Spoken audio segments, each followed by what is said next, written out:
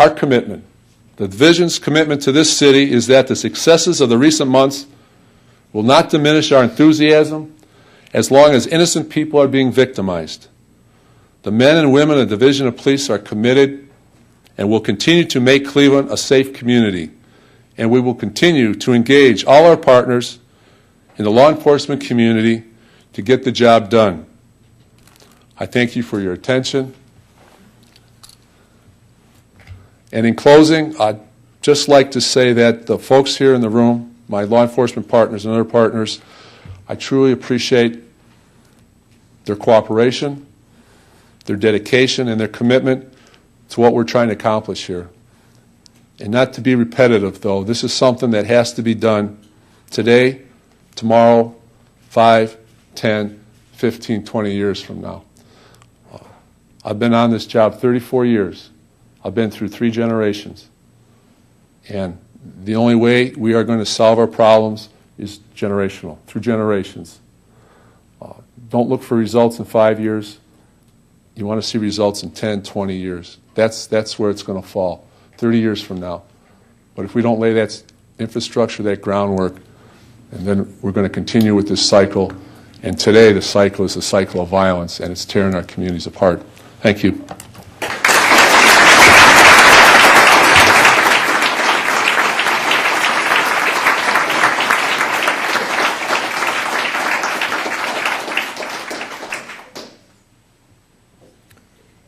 Today at the City Club, we are listening to Michael McGrath, Chief of Police, Chief of the City of Cleveland's Division of Police. Now we would like to return to our speaker for our traditional City Club question and answer period. We welcome questions from everyone, including guests. Holding the microphones today are City Club new leaders Bob Aber and Nicole Braden-Lewis. First question, please.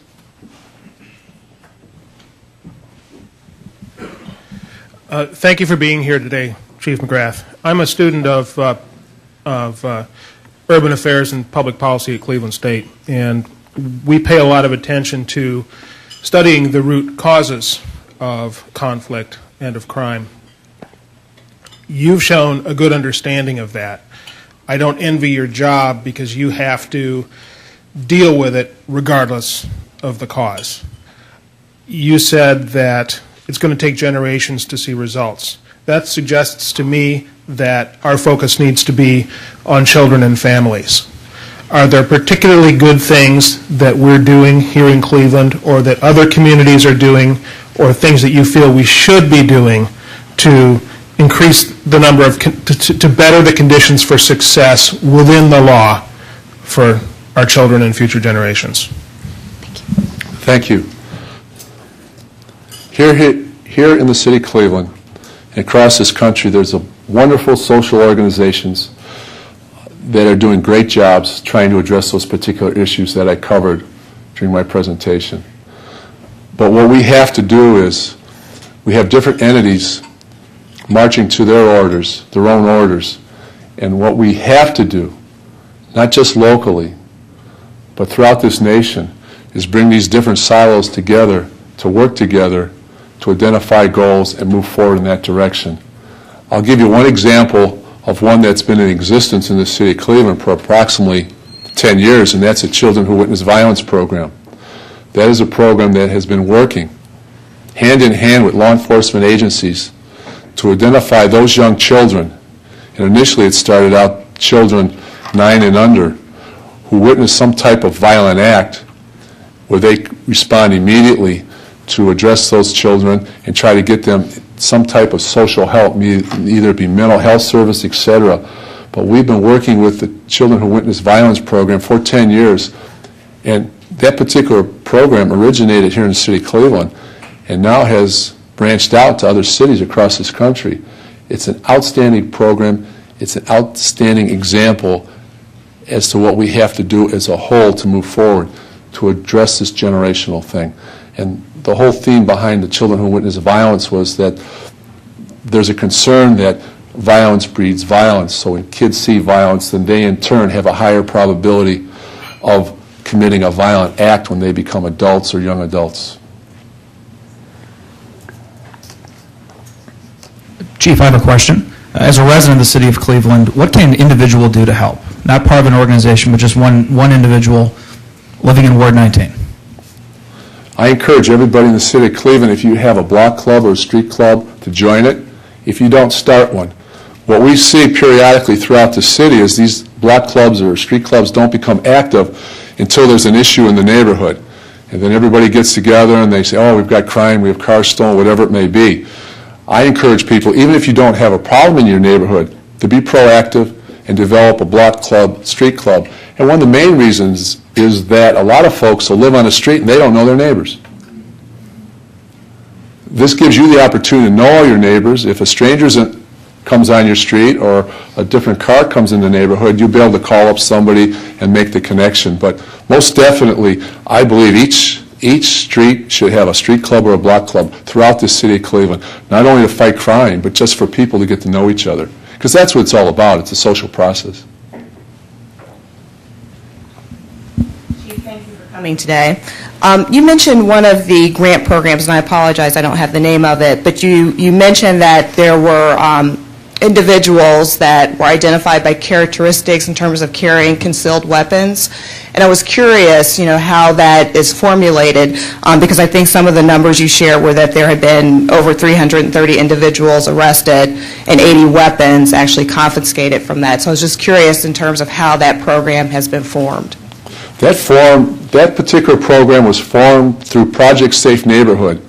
And the training for that particular program is done by the Alcohol, Tobacco, and Firearms Bureau out of Washington, D.C. And basically what we're doing is, once you go to the training, it's not as clear as mud, but it becomes very clear when you think somebody may be carrying a weapon.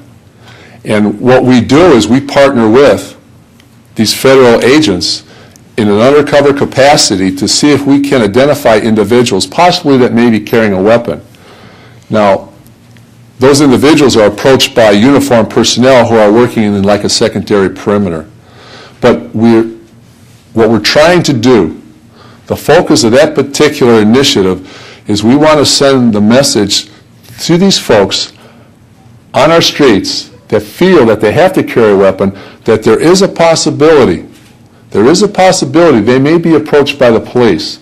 So we're trying to send a message that I have to make a choice when I leave my house. Do I take my gun, or maybe I should leave it at home today? Or when I'm getting out of my car, should I take it with me out on the avenue, or should I leave it in the car? We want them to make the choice to leave it someplace, because a lot of times we found out that our felonious assaults and our homicides are split reaction decisions by individuals. And if they have a chance to go back to their car or go back to their home to cool off, they may change their mind, and the victim may have gone someplace else. So that's the message we're trying to send, is the fact that if you're carrying a weapon in the city of Cleveland, there is the possibility the police may approach you. Mike Anderson from Rainbow Babies and Children's Hospital. You mentioned that there's a lot of silos out there doing great work, a lot of social service agencies doing great things, and thanks to your leadership, a lot of folks in the room, about 6 months ago, Rainbow held a summit where we brought those organizations together to just sort of vent what are the issues and how can we work well together. I think it worked great, but could you comment on how we can take that to the next level for the whole city? Well, what we're trying to do is, this is a neat story, and I have a few minutes, I'd like to tell it, is that Dr. Kennedy came to town, and wherever they implemented this Kennedy Project or Boston ceasefire, they reduced their homicides substantially, 18, 20%, whatever it is. So Mayor Jackson instructed us to take a look at it and see if we can implement that particular program in Cleveland. So I had an opportunity to go down to Cincinnati, and I witnessed one of their call-ins. And it was truly an outstanding experience. Myself and Director Blaine Griffin went down, another gentleman, Mr. Charles C., and we came back, and in Cincinnati, they call it SERVE. And they have two co-chairs. They have the chief of police, and they have a director of a children's hospital down there. And